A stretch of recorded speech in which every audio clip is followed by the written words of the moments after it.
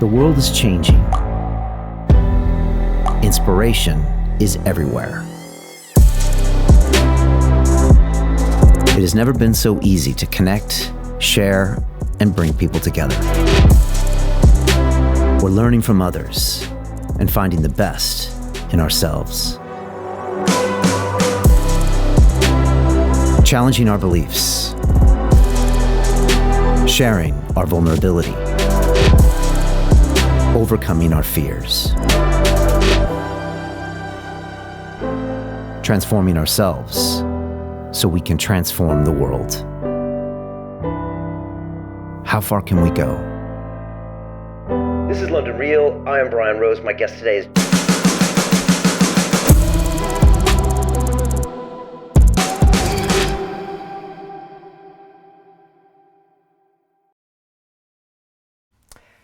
This is London Real. I am Brian Rose. My guest today is Steve Douglas, the CEO of St. Mungo's, a charity dedicated to ending homelessness and rebuilding the lives of those that have experienced time on the streets. You have more than 25 years experience working in the housing sector and were awarded a CBE in 2019. St. Mungo's operates one of the largest outreach services in the country, offering a bed and support to nearly 3,000 people each night, with the goal that everyone has a place to call home and can fulfill their hopes and ambitions. You began your new role at St. Mungo's in July of this year, in which must have been an extremely challenging period, and have promised to further the ambition of your No Going Back and Home for Good campaigns. Steve, welcome to London Real. Thank you. Great to have you here. You know, on a personal level, about a year ago, we had an experience here with the Spitalfields Crypt Trust, and we ended up cooking Thanksgiving dinner for about 100 homeless people, and my whole team got together and my wife cooked the turkeys, and it was an interesting experience because for the first time, Steve, I got to really see firsthand what it's like and what these people are like. And I think a lot of people might be surprised to learn that some of these people, you know, were 1 or 2 paychecks, you know, from being housed to being homeless. And there was also a lot happening here, from childhood trauma to mental health to drug addiction. And homelessness wasn't always something that I think people understand. And that's why I'm really glad you're here today. I think a lot of people also don't understand that there's homelessness and then there's sleeping rough on the streets.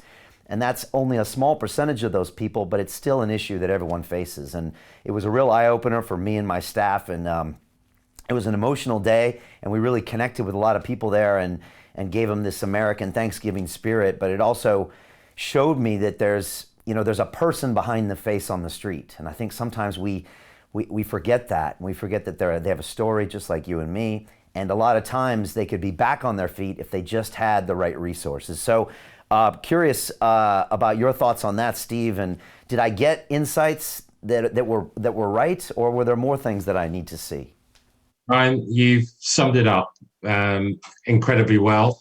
I've been with St. Mungo since July, and I, like you, spent some time with our clients, as we call those that we provide support to, and that range of experience for those individuals is incredible. You're absolutely right. There are some for whom it is just about a home, an affordable home. Circumstances may have meant that they're unemployed, they were sofa surfing and have been kicked out, they've ended up on the streets and have nowhere to go. And then for others, indeed, it may be personal trauma, personal experience, it may be domestic abuse, it may be alcohol, drug misuse issues, complex health issues. All of those factors act upon different people in different ways. And so when I joined St. Mungo's, I took some time early on to go out on the streets to do an outreach session with our outreach workers, to talk to individuals, to find out their stories. And their stories were personal. Each and every story is a person's story, and I think you've summed it up really well. Understanding that a person sleeping rough is a person who is sleeping rough. We're very careful to talk about rough sleeping as being a state, not a trait. Your point around, for some, it's only a couple of paychecks away from rough sleeping is absolutely correct in some instances, and we are truly mindful of that. So our work is about supporting those who are on the streets, supporting those who are rough sleeping, but as you said, then moving them through, hopefully, to rebuild their lives.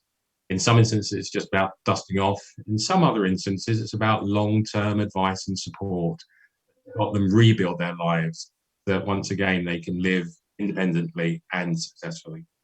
Yeah, that's a really good way to sum it up, Steve. And I like how you use the word clients. That's language is everything, you know. And if you have the right language, it gets people in the right perspectives.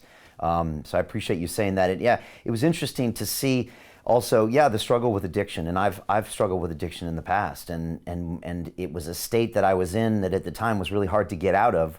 But I did, and now I'm able to be productive. And I see that with a lot of these people. But when you're sleeping rough on the streets, you know, a lot of times it's really hard to get out of that because there's not much to look forward to. There's no stability. You can't have a job if you don't have an address. And it seems like this downward spiral. And yet that could be your aunt. That could be your former next door neighbor. That could be the postman, you know. And I talked to people that were literally, there was 2 paychecks they lost and there they were. So it was, like you said, real stories and real people.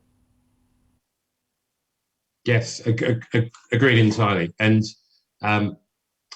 you've described what we do. 3,000 clients we work with every night, almost 33,000 last year. Our outreach teams are out there having the patient conversations, because for some, it's actually difficult to talk about that state. For some, actually, it's really, really tough to acknowledge that something has caused that person to be in a position where they're unable to effectively support themselves. And our outreach team, and this is not just St Mungo's.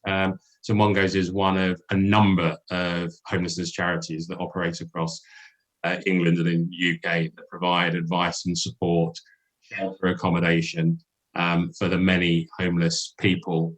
And in some instances, it is families as well across the country. And it is about that humanity. It's about that conversation, recognizing that individuals are individuals, that each person has a story to tell. Yeah. Steve, what is your biggest challenge right now? I'm just in this current point in time, and then I'd love to find out about what the last 6 months were like, because what a very challenging year, but also, you know, a lot of incredible opportunities. But right now, what is your biggest challenge with the current state of things, and then facing what could be a long recession and potentially even more people on the streets? What's on your mind right now? Yeah, so you can't describe what's on my mind now without looking back over the last 6 months and actually over the last 5 years. So if we take and it's almost a period of 5 years potentially with us at the start of the next 5-year period. If we look back over the last 5 years, we saw rough sleeping in England rising year on year.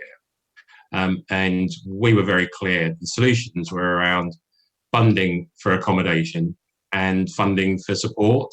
The work that our outreach teams do provides advice and support and provides a route through. Work that our hostel workers, so we provide accommodation in our hostels and in longer term accommodation. And we also provide routes through to that accommodation, homes for people. But some of it needs support as well.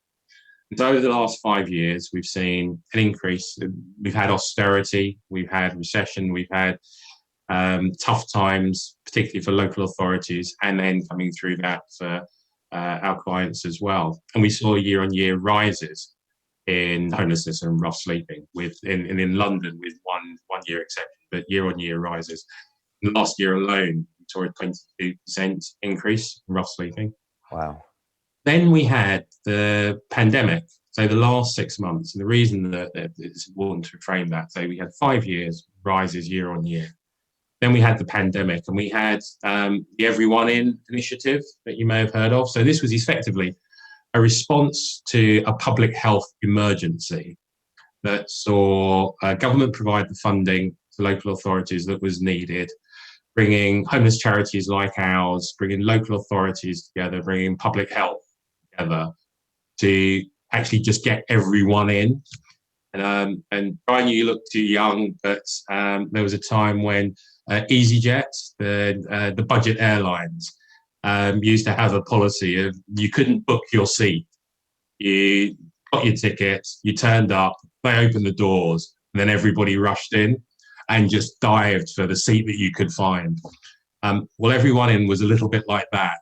It was a swoop everybody up, get them into safety, do the assessments, work out what their long-term solutions are. A little bit chaotic first, but what it proved was that local authorities, housing organisations, homeless charities like ours, public health, statutory authorities, all working together could make a huge difference. And there was a huge volunteer effort as well. So we had GPs who were coming off their general practitioners, doctors, nurses coming off their shifts and then coming and volunteering in some of the hotels that we were running. During the height of the pandemic, we were managing 15 hotels. So effectively what everyone then did was move everybody off the streets, move them out of communal shelters into self-contained accommodation in hotels, bed and breakfast and the like, where we could provide the support that was needed, the assessment, what we called triage. So it was the working with the local authority on what the housing options are, working with GPs on what their health needs might be, and then working through, so what does that mean in terms of accommodation and support? And it was an absolute success. We are clear, anybody who's worked on the program is clear that it saved lives. And you pretty much dropped homelessness down to zero for a while there, right? I mean, you almost got everyone in accommodation. There's a debate around whether it was 90% or whether it was 80% but it was a significant. So absolutely right, Brian. It got the vast, vast majority of those who were sleeping rough off the street. That must have been an incredible moment to know. Where we are now, and to come to your question, that's a very specific question about what are our priorities now. Our priorities now are long-term accommodation. What does that look like? Winter. We've got winter on its way. We always know that there is a height and increase in rough sleeping at this time of year. We've got potential austerity. So we've got, there's an evictions ban, which means that people won't be evicted, that might have been evicted until spring next year. But we know that there is that most a sword of Damocles hanging over many of those people. So there need to be long-term solutions for those who are in arrears, those who might be evicted for whatever reason in months to come. So for us, the challenge is, okay, how do we make sure that, A, we provide the solutions for those from the Everyone In initiative, provide them with secure long-term accommodation and the support when it's needed, but also and to stem the flow of new rough sleepers coming onto the streets, both during the winter and for the future. Credit to government. So this government has put in over £700 million between a spending review. So that's quite unusual, specifically to fund support and accommodation. And that accommodation will start to roll through over the coming months. It's a 4-year programme, and that's quite unusual for governments to do. So it's really welcomed. So our challenge is making sure that that money, and other homelessness charities and local authorities, making sure that money is allocated, spent, that the accommodation comes through and the support is provided. But our immediate is making sure that there's enough of the right accommodation, enough of the right support for those who are facing winter over the coming weeks and months. Yeah, which I guess is the most challenging time for everyone. Right.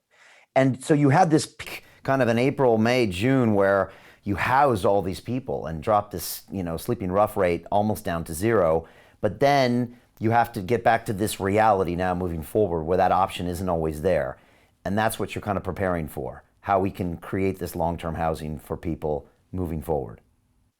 That's exactly right. So it's when you say the option isn't there, the option has been there, but not a complete option.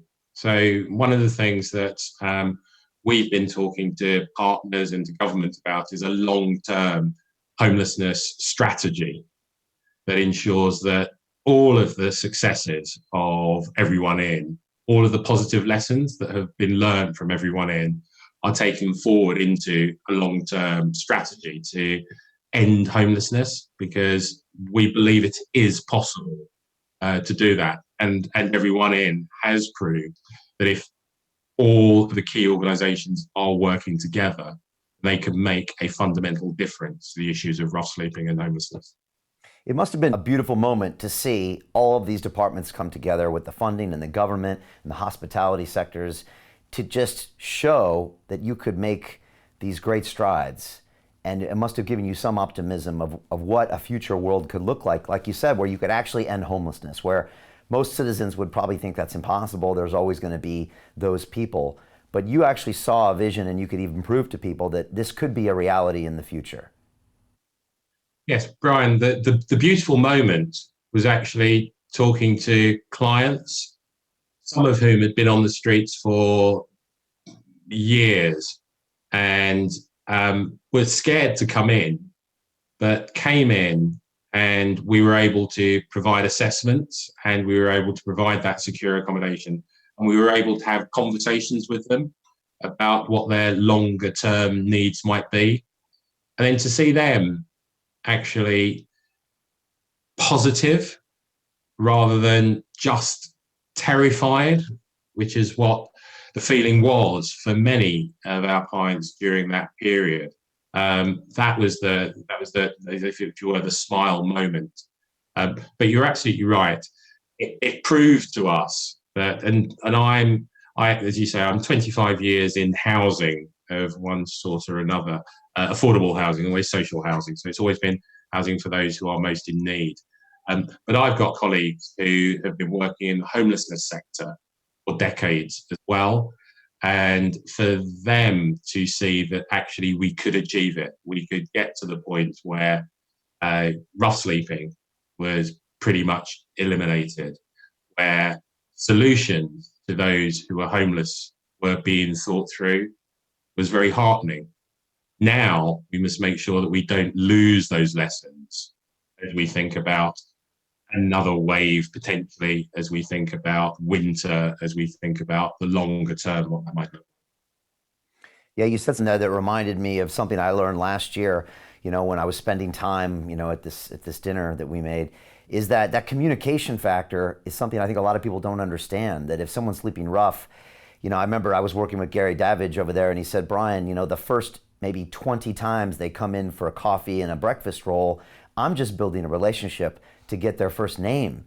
And then hopefully we start a dialogue, and maybe down the road, they might admit that there might be a problem with addiction or substance. And then maybe after that, we might be able to talk to them about what a future might look like. And maybe then we can get them housing, and then maybe they can get back to some normalcy. At least that's the way I saw it. And it was really eye-opening to me that it's not just about giving someone a house and saying, here you go. I mean, it's a social rehabilitation. There's a lot of moving parts in the work you do there. And again, the long-term housing is really important, right? Because that's the only way to get people kind of back in the workforce. Did I get some of that right? Yeah, we talk about rebuilding lives, and some of it is just about giving back the dignity to an individual as we as citizens walk past somebody who is rough sleeping, somebody who is on the streets with just a blanket. They might have a pet. They might have another person sleeping rough close to them. And we just walk past them. For our society, it's a sad thing that almost there's a lack of humanity. And if you are that person that is sleeping rough, that is being walked past by these bustling, busy people, there's a real challenge around dignity.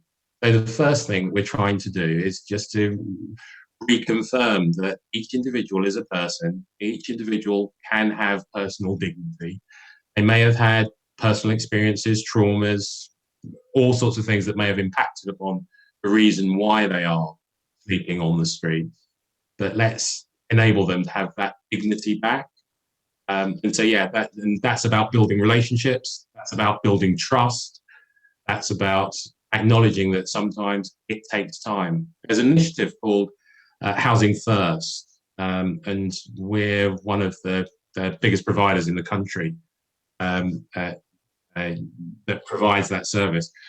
And the essence of it is that firstly, if you've lost your accommodation, so if you've lost a home, let's get you back in a home. So let's get you back into secure accommodation. And then sitting alongside that, you might need support to sustain that tenancy. You might need support to rebuild your life. You might need support to get back into employment. You might need support for a drug or alcohol or mental health set of issues. Let's provide that support alongside it. So that is the providing accommodation and support when it's needed. But for others that we work with, actually sustaining a tenancy in the first instance is really tough.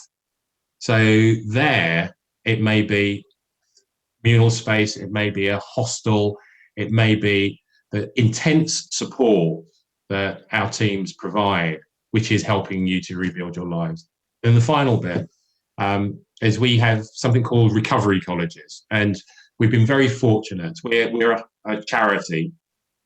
Some of our income comes through contracts where we're managing services, but some of it comes through donations as well, so through sponsorship and advice from the public and from corporate organisations.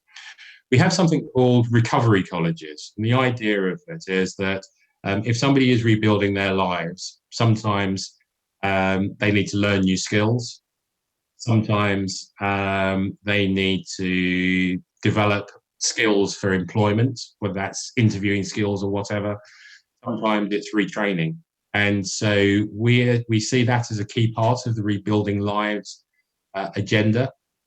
We've had sponsors who have supported that work and have enabled us to develop the concept to a point where not only are we engaging with those clients that we directly support, but actually other clients as well. And we think there's more work that we can do on that going forward to have something that is a hub, a communal resource that enables clients in our hospitals, but also in our hostels and our homes and our accommodation, but also clients more generally to access that resource for their own future lives. And I think that's something that we'll be working on going forward, because we do see it as an essential part of the Rebuilding Lives aspect of the work that we do. Yeah, that sounds like a very important resource to have that piece there. Steve, let me ask you a question. What should someone do when they walk by someone sleeping rough? So the first thing, if you're in London, there is something called StreetLink. And if you just click onto the StreetLink app and notify them that you've seen somebody that is sleeping rough, they will get an outreach worker out to that person, and they will do it in pretty short order. What they are able to do then is to have the conversation with the person that is sleeping rough around what the options are. All of our outreach teams, all of the homelessness sector's outreach teams are out doing exactly as it says on the tin, talking to clients, identifying clients, working through what their solutions are, working through what their issues are, and potentially coming up with options for them. So StreetLink is the first, just kind of click on the app or contact homelessness charities. So Mungo's is, yes, one of the biggest operating across the country, but there are others that are providing support, and you can find those fairly easily. There's an organisation called Homeless Link, is a membership organisation for homelessness charities, and they have links to lots of local charities. So if you're not quite sure, Homeless Link, and they've got a website, they've got a portal to enable you to access that. But what you shouldn't do is to give money to those who are sleeping rough, because if you've got complex needs, if you've got complex issues, if you've got drug addiction, if you've got issues around spending money and things like that, providing of money directly to that person doesn't necessarily help them. If you want to provide some food to them, and during the pandemic, volunteers that we had that were organising food parcels, working in food banks, providing, and sometimes it was the most basics, whether it was sanitary ware for some of our clients that didn't have it. We did a big piece of work with some of our technology sponsors and supporters who provided mobile phones, because what we found with many of our clients was that they didn't have just access to communications. And that is discriminating in two ways. One, it means that they can't access their family, friends, but also if they don't have access to the internet, then if they're on benefits or if they're on welfare, then they actually can't access the system. So they would be doubly disadvantaged. So for us, giving them money doesn't really work. Giving the advice and support, the volunteering, the providing of food absolutely makes a difference. And then the connecting those people, our clients, with the services and the professionals, and in some instances, the very well-trained volunteers who are there to provide that advice and support, is what we would advise is the best way to make a contribution to ending homelessness. Yeah, I appreciate you saying that, Steve. And I had this similar conversation with someone from the SCT, and it's counterintuitive, and a lot of people are kind of shocked to hear that you actually don't want to give them money, because that's probably not going to help them as much as someone coming, outreaching, talking to them, and starting to provide solutions, because that money might be a short-term fix, but it also might be going to the things that further the circumstance. So I really appreciate you saying that. I think it's a really important thing for people to know. And again, you can put the link there. You can get someone will come and talk to them. Obviously, there could be places they could go nearby. Buying them food is a great point. But yeah, giving that money out is probably not the right thing to do. What else can people do, Steve? You know, if they're a citizen that's hearing this and learning about this, I mean, obviously they can use the street link. Obviously they can potentially contribute to the charity. What else can they do, you know, to further advance the idea of this problem in this country? Yeah, so in England, we've got a government commitment to end rough sleeping within this parliament. And that is really welcomed. But then you have other things that come along. So you have potentially, so we've got Brexit. We then have a pandemic which kind of compounds. We then have a recession or austerity. And so there are a whole host of priorities that kind of sit on top of that. And it's then, I'm going to say easy, that you're then competing for homelessness as an important agenda. So if people are continuing to remind almost their MPs and their councillors and the politicians and policymakers of why it is so important for us to end homelessness, not only because it's economically bad business, but actually it's a humanitarian crisis, disaster. It should be no response to a society that regards itself as civilized in the 21st century. So continue to help us, we and other homelessness charities, continue to make the case for investment in homelessness solutions.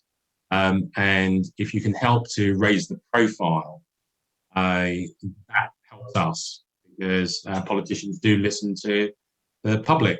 They listen to the mood of the public, and if the public regard it as an important area for policy making, then they do listen. So there is that, as well as the contributing through volunteering, contributing through making sure that the right avenues and the right organisations are pointed to. And those can make a real difference. And can we end homelessness? And how do we ultimately do that? And for people that think, well, that can't be true, Steve, because there'll always be someone that is going to be on the streets. How do you make that argument to them of how we can end homelessness? Yeah, so I'm as I say, I began in July with some Mungos, and I was asked that question right at the very start. Steve, do you think we can end homelessness? And I look at it like full employment. Can we ever have full employment? And there's got to be a reality, which is that a personal trauma, a domestic abuse case, a being kicked out of a home may mean that you end up as homeless. So without a home, the challenge for us, and that may happen to any individual at any time. Your 2 paychecks away example exemplifies that. What we should have absolutely as the bedrock is that no person who ends up homeless should need to end up on the streets. They should have a solution to that homelessness situation. So we've developed a kind of triage system, which is that if you are homeless and you know that you're about to be homeless, there are some options for you. There is a safe place for you to stay immediately whilst we assess your long-term homelessness needs and your long-term support needs. Occasionally, somebody will fall through that safety net, or for those who are long-term rough sleepers, it may be really tough to come off the streets. It may be tough to then move into secure accommodation and to sustain that tenancy. But we see our work as firstly helping all of those who are on the streets in the first place through to safe accommodation and support when it's needed. But then hopefully at the end where they've got secure accommodation, ensuring that that remains secure and they hold on to that tenancy and they have the support when it's needed. And then equally, in terms of stemming the flow, making sure that if you're homeless, you know that you have some options, and the options that you have don't have to be on the streets. Great thoughts, Steve. Great advice as well. And I agree. It is a humanitarian issue, but it's also simply an economic issue. It's not in the interest of a country to have people sleeping rough or even sleeping on sofas when they could be back productive members of the society. And it just means that you have to have that bridge.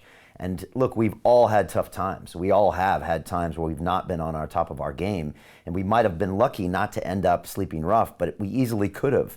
And so it's important when you see these people on the streets to be able to see potentially yourself in them and think, well, there's got to be a solution. And I'm sure you have hundreds of miracle stories of someone going from on the streets to being back, leading a productive, happy life. And like you said, it's a sign of a society on how we treat these people. So appreciate the work you're doing, Steve. Really do. And any final thoughts for you?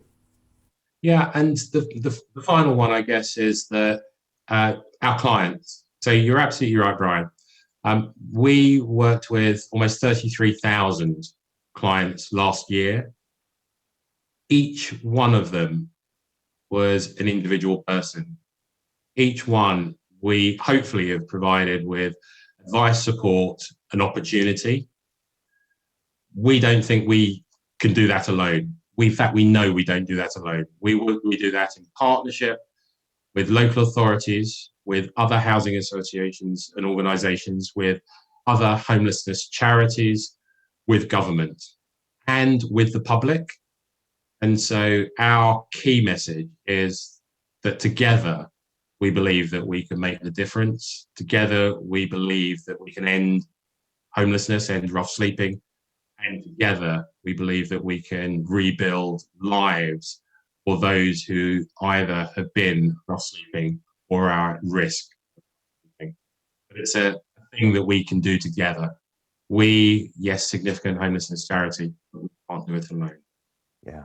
Well said. Well, I appreciate your passion, Steve. It's really important. And I think the education is such a crucial issue here.